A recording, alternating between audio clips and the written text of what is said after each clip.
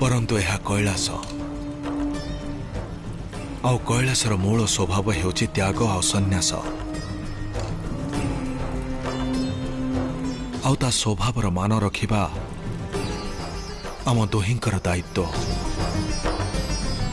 आमे दुहे दुई जन नुह, एक।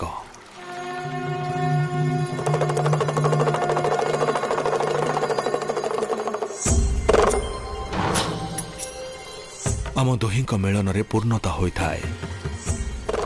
अलगा अलगा ना ही आमर कौन से अस्तित्व अच्छी आ ना आमर इच्छार कौन से आधार। तुमको यही गूढ़ रहस्य को बुझा को हेब पार्वती। यही रहस्यर गर्भरे प्रेमर सर्वोच्चता अच्छी, जार अनुभूति तुमको करिवार अच्छी। से अनुभूति पश्चात यही कैलास रे निज इच्छार मान रखिबा पाई तुमको कहवा को हेबनी।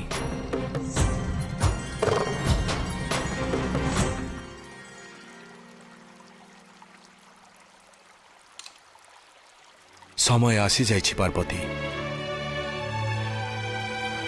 शिव और शक्तिंकर मिलनर, पुरुष और प्रकृतिर एकाकार हेबार, तुमे से सुख को अनुभव करिबार, जेउथिपाई आमे बारंबार विभिन्न रूप और जन्म रे एकाठी होइछु और अलगा भी हेइछु। आमर महामिलनर समय आसी जाइछि पार्वती। आ मु चाहूची जे प्रेमर से विराट और अति सुंदर रूप सह तुम्हें परिचित हो।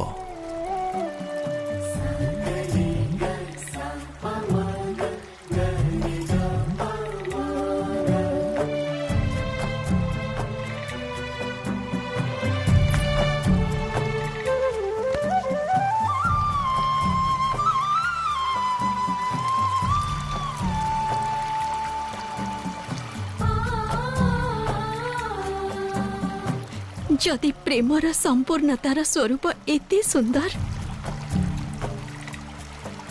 तेबे मु ताको अनुभव अवश्य करिबी महादेव।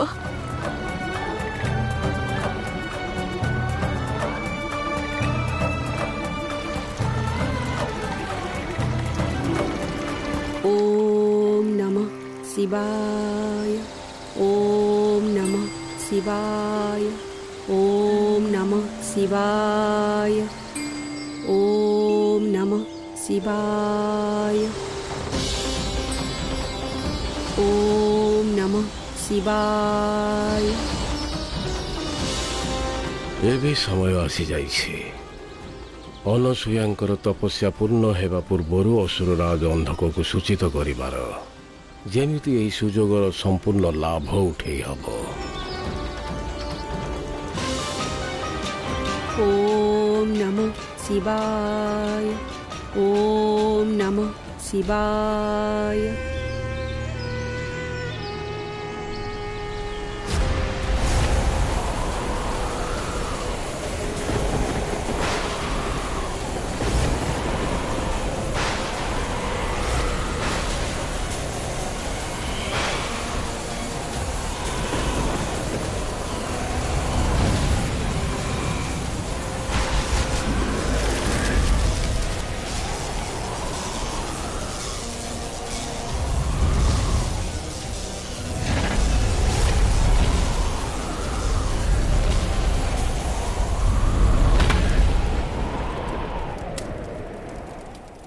आस दंड पाणी आस, कौन सूचना नहीं आसीच?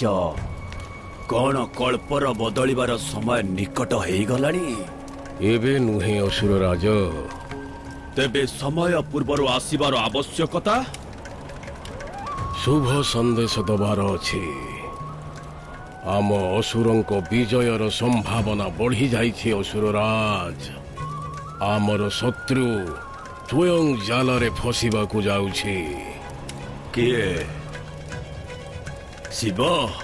ନାଇଁ ଅସୁର ରାଜ, କେବଳ ଶିବ ନୁହେଁ, 3 ଜଣ, ବ୍ରହ୍ମା, ବିଷ୍ଣୁ, ମହେଶ୍ୱର, 3 ଜଣ। କିପରି ଦଣ୍ଡ ପାଣି? କିପରି? ବିସ୍ତାର କରି କୁହ। ଅସୁର ରାଜ,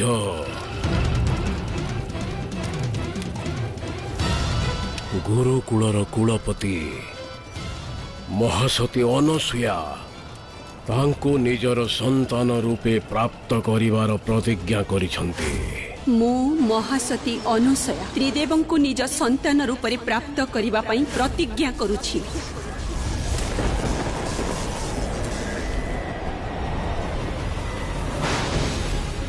କଣ? ଶିବ ବାଲ୍ୟ ରୂପ ନେବେ? ଏକୁଟିଆ କେବଳ ଶିବ ନୁହନ୍ତି ଅସୁର ରାଜ, ବ୍ରହ୍ମା, ବିଷ୍ଣୁ, ମହେଶ୍ୱର, 3 ଜଣ। ଦଣ୍ଡ ପାଣି ମହାବଳୀ ଅସୁର ରାଜ ଅନ୍ଧକଙ୍କ ପାଇଁ ମହତ୍ୱପୂର୍ଣ୍ଣ। କେବଳ ମୋ ଶତ୍ରୁ ଶିବଙ୍କର ଜନ୍ମ, ମୋର ବର୍ଷ ବର୍ଷ ପ୍ରତୀକ୍ଷାର ସମାପ୍ତି, ତାଙ୍କର ଅନ୍ତ ହିଁ ମୋର ଅନ୍ଧକାରବାସର ଅନ୍ତ, ବାଳକ ଶିବଙ୍କର ଅନ୍ତ, ଆଉ ମୋ ଅନ୍ଧକାର ବିକାଶର ଆରମ୍ଭ। ଯାଅ, ଯାଇ ଶିବଙ୍କର ଅନ୍ତ ଆଉ ଅନ୍ଧକାର ଆରମ୍ଭ ଏକା ସାଥିରେ ହେବାର ପ୍ରସ୍ତୁତି ଆରମ୍ଭ କର।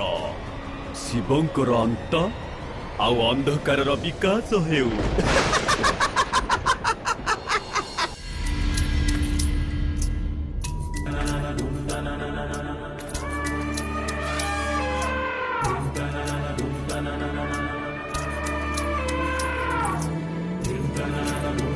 ଅନ୍ତତଃ ମାତା ଆଉ ପ୍ରଭୁଙ୍କ ମଧ୍ୟରେ ଥିବା ମତଭେଦ ଦୂର ହେଇଗଲା। ପ୍ରଭୁ ମାତାଙ୍କୁ ମନେଇ ଦେଲେ। ଏହାକୁ ମନେଇବା ନୁହଁ, ନଇଁବା କୁହାଯାଏ ନନ୍ଦୀ। ଏଥିପାଇଁ ମୋତେ ଗ୍ରାହସ୍ଥ ଜୀବନ ଭଲ ଲାଗେନି। ଦୋଷ ପତ୍ନୀର ଥାଉ ପଛେ ତଥାପି ପତିଙ୍କୁ ମୁଣ୍ଡ ନୁଆଇବାକୁ ପଡ଼େ, ଯେମିତି ଏବେ ମହାଦେବ ନୁଆଇଛନ୍ତି। ନାରାୟଣଙ୍କର ବି ଏକାଦଶା।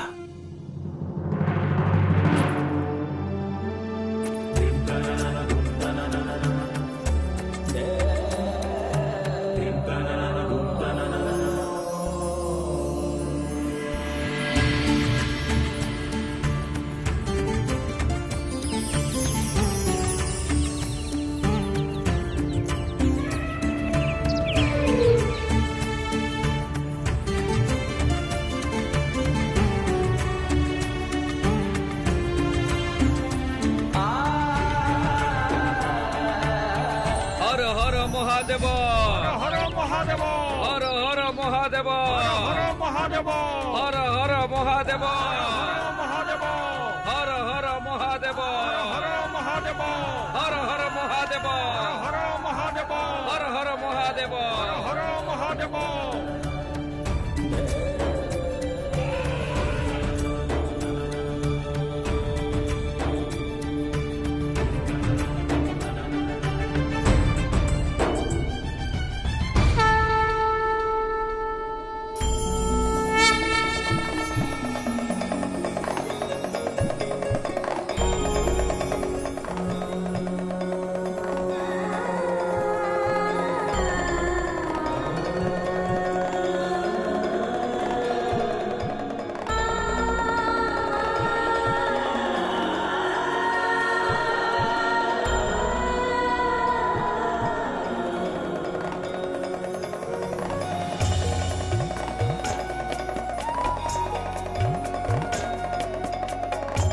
ଗୃହସ୍ଥର ସତ୍ୟ ଯାହା ହେଉ ପଛେ, କିନ୍ତୁ ଆଜିର ଏକ ସତ୍ୟ ତ ଅଟଳ।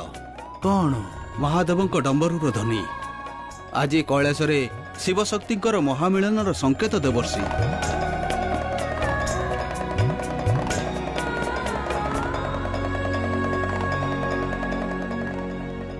ତେଣୁ ଆଜି ଆମ ସମସ୍ତଙ୍କୁ କୈଳାସ ଛାଡ଼ି କୈଳାସରୁ ଦୂରରେ କୌଣସି ପର୍ବତରେ ରାତ୍ରି ଯାପନ କରିବାକୁ ହେବ।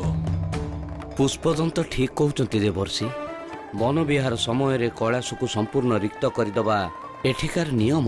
ତାହେଲେ ତ ଆମକୁ ଏହି ନିୟମକୁ ପାଳନ କରିବାକୁ ହବ।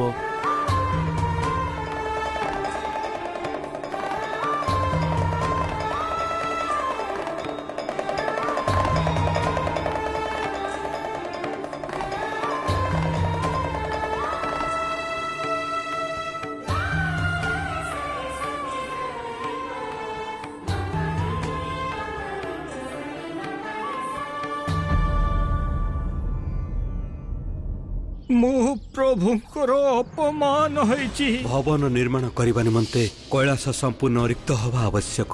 ତେବେ ହେଇଯିବ ରିକ୍ତ। ମହାଦେବ, ଆପଣଙ୍କୁ ନିଜର ସ୍ଥାନ ଛାଡ଼ି ଅନ୍ୟତ୍ର ଯିବାକୁ ହେବ। ଆମକୁ ଯିବାକୁ ହେବ ଭୃଙ୍ଗୀ।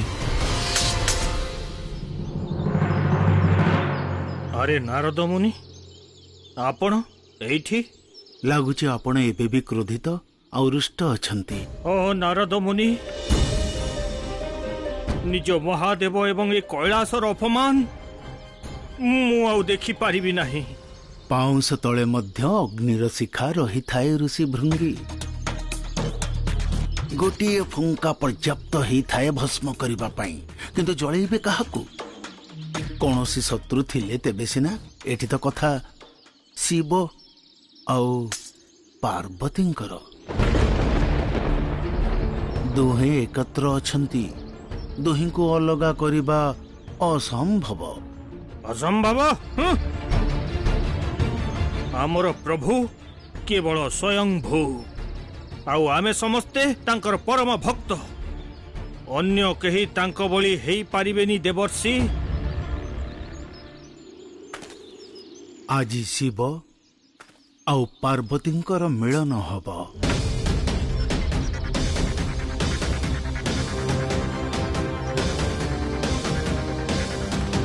ମିଳନ ଉତ୍ସବ।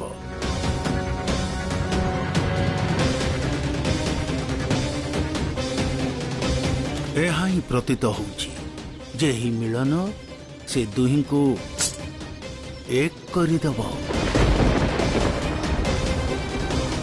ଆଉ ସମାନ ରୂପରେ ସେମାନଙ୍କୁ ଶକ୍ତିଶାଳୀ କରିଦେବ। ନାଇଁ ନାଇଁ ଦେବର୍ଷି, ସେ ଦୁହେଁ କେବେ ଏକ ନୁହନ୍ତି। ଯଦି ସେମାନେ ଏକ ହେଇଥାନ୍ତେ, ଦି ଜଣଙ୍କ ବିଚାର ସମାନ ହେଇଥାନ୍ତା। ତାହେଲେ କଣ ମାତା ପାର୍ବତୀ କୈଳାସରେ ଭବନର କାମନା କରିଥାନ୍ତେ? କଦାପି ନୁହଁ। ଧରି ନିଅନ୍ତୁ, ଯଦି ମାତା ପାର୍ବତୀ କୌଣସି ଏଭଳି ଲୀଳା ରଚିବେ ଯାହାର ଫଳସ୍ୱରୂପ ତାଙ୍କର ଏକାକାର ସ୍ୱରୂପ ପ୍ରକଟ ହେଇଯିବ, ସେତେବେଳେ କଣ କରିବେ? ତ ସେଇ ଏକାକାର ରୂପକୁ କାଟିଦେବି ମୁଁ, ଆଉ କାଟିକି ଅଲଗା କରିଦେବି ମୋ ମହାଦେବଙ୍କୁ। ପରନ୍ତୁ ମାତା ପାର୍ବତୀଙ୍କୁ ପୂଜ୍ୟ କେବେ ବି ମାନିବି ନାହିଁ, କଦାପି ମାନିବି ନାହିଁ।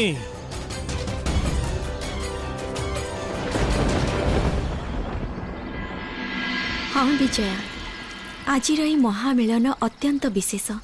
ଆଜି ମୋର ଶୃଙ୍ଗାର ମଧ୍ୟ ବିଶେଷ ହେବା ଆବଶ୍ୟକ। ଆଜି ମୋର କଙ୍କଣ, ନୂପୁର, କଣ୍ଠହାର ସବୁ ବିଶେଷ ହେବା ଆବଶ୍ୟକ। ହଁ ହଁ ଶୈଳଜା, ସବୁ ବୁଝିଗଲି। ସବୁ ବିଶେଷ ହବ, ଅତି ବିଶେଷ। ଆଉ ବିଜୟା, ସବୁଠୁ ବଡ଼ କଥା ହେଲା ଯେ ଆମ ସଖୀ ଉମା ଗୋଟିଏ ଦିନରେ ମହାଦେବଙ୍କୁ ଗୃହସ୍ଥର ସମ୍ପୂର୍ଣ୍ଣ ବର୍ଣ୍ଣମାଳା ଦେଖାଇ ଦେଇଛନ୍ତି। ସତ୍ୟ କହିଲ ଜୟା। ଏମିତିରେ କାଲି ତମେ କେମିତି ରୁଷ୍ଟ ହେଇଥିଲ ମହାଦେବଙ୍କ ଉପରେ? ଆମେ ହେଉଛୁ ପତି ପତ୍ନୀ ବିଜୟା। ରୁଷ୍ଟ ହେଲେ ବି ଅଧିକ ସମୟ ପର୍ଯ୍ୟନ୍ତ ପରସ୍ପର ଉପରେ ରୁଷ୍ଟ ହେଇ ରହିପାରିବୁନି।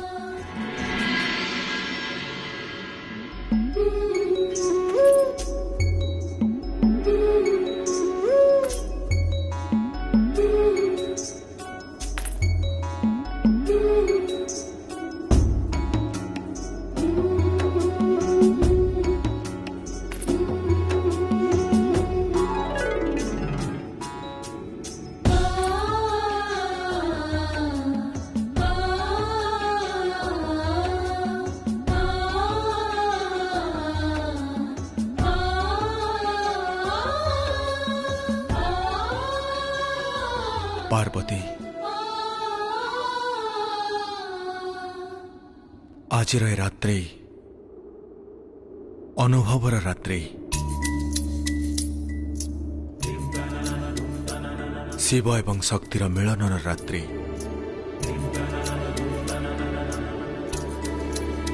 सानिध्यर अर्थ को बुझिबार रात्रि।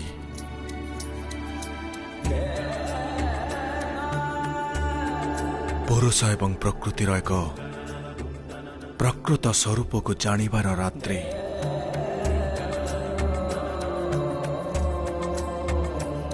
पार्वती, आज आमर प्रेमर अस्तित्वर रहस्य आउ तुम प्रति समर्पित हेबार रात्रि।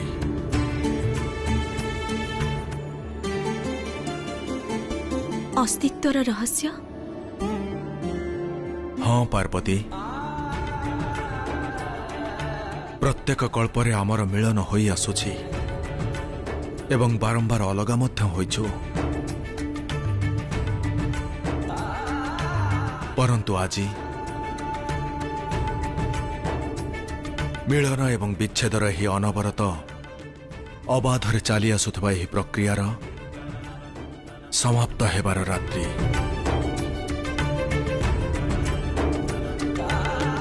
आज तुमे एही प्रक्रिया को अतिक्रम करी प्रकृत रूपरे मते प्राप्त करिब एवं सबुदिन पई निज शिवंकर होइजिब।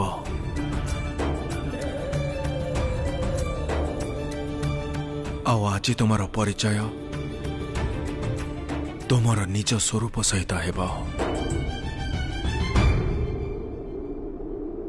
स्वरूप सहित परिचय? हाँ पार्वती,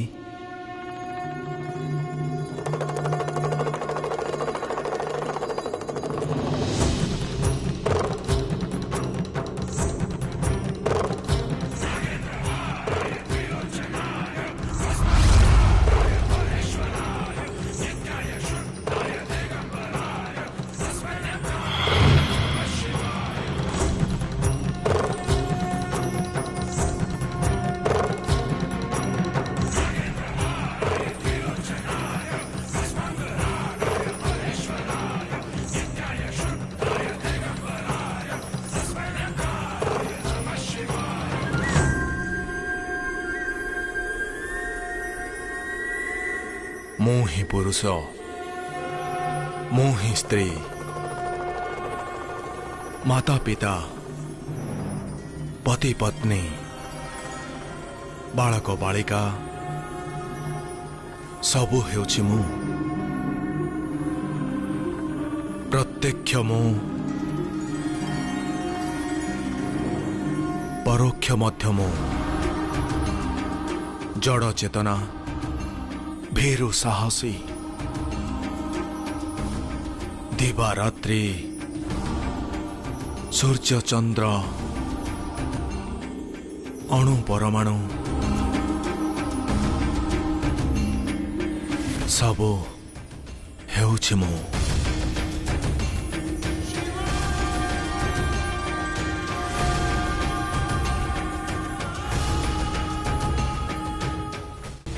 सृजन मु, संहार भी मु, समस्त पंचतत्वरे मु अछि पार्वती।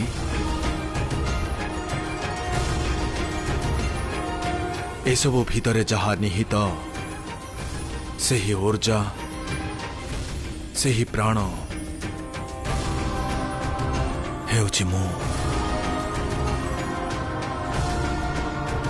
सेही परम ब्रह्म, सेही परम ज्ञान, परम शक्ति हेउछि मु, केवल मु। एको अहम द्वितीय नास्ति। आज एही अस्तित्व रे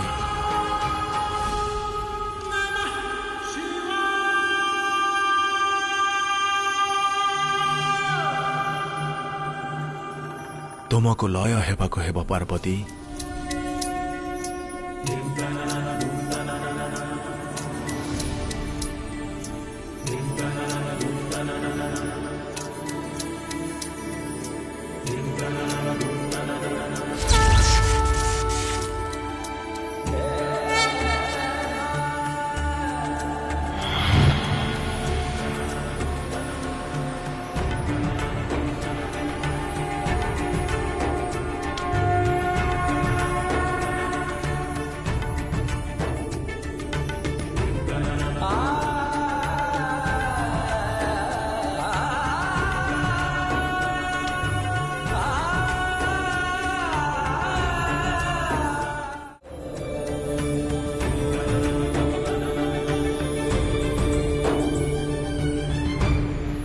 प्रभु जदि आज आपण तृतीय नेत्रर ज्वाला सहिबाकू पड़िबो मते तथापि ए महामिलन को रोकिबी मु।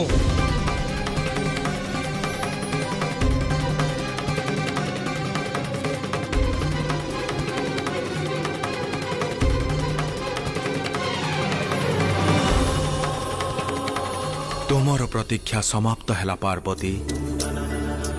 समय उपनीत यात्रार अंतिम सोपानर शिव शक्तिंकर एकाकार हेबार। भयभीत हुआ नहीं पार्वती।